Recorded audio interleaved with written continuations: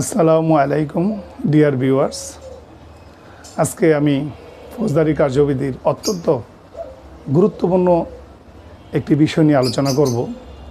তো ফৌজদারি কার্যবিধিতে আপনারা জানবেন সেখানে দুটি শব্দ আছে, যেমন আমলযোগ্য অপরাধ আর আমল অযোগ্য অপরাধ। আমলযোগ্য অপরাধকে আমরা কগনাইজেবল অফেন্স বলে থাকি, আর আমল অযোগ্য অপরাধকে আমরা নন কগনাইজেবল অফেন্স বলে থাকি।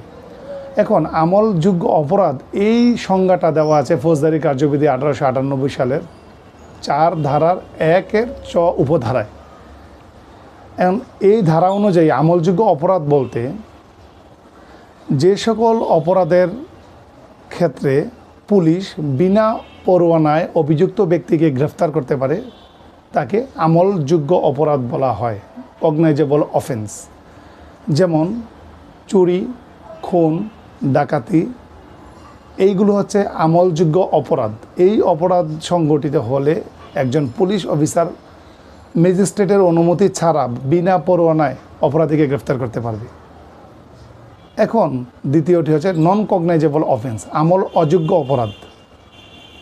আমল অযোগ্য অপরাধের সংজ্ঞা দেওয়া আছে ফৌজদারি কার্যবিধির 4-1-এর ঢ ধারায়।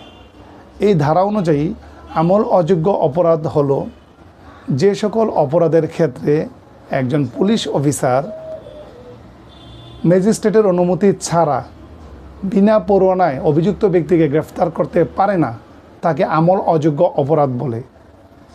এই আমল অযোগ্য অপরাধ হচ্ছে কাউকে ভীতি প্রদর্শন করা, কাউকে আঘাত করা, প্রতারণা করা বা জালিয়াতি করা, এগুলো হচ্ছে আমল অযোগ্য অপরাধ। এই সকল অপরাধের ক্ষেত্রে যদি কোনো ব্যক্তির বিরুদ্ধে অভিযোগ আসে তাহলে পুলিশ অফিসার ম্যাজিস্ট্রেটের অনুমতি ছাড়া কিংবা বিনা পরোয়ানায় তাকে গ্রেফতার করতে পারবে না। আশা করি এই আমলযোগ্য অপরাধ এবং আমল অযোগ্য অপরাধ সম্পর্কে আপনাদের আর কোনো সন্দেহ থাকবে না।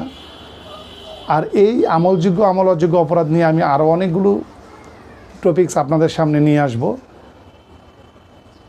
ততক্ষণ পর্যন্ত আমার এই চ্যানেলের সাথে থাকবেন, ভালো থাকবেন, ধন্যবাদ।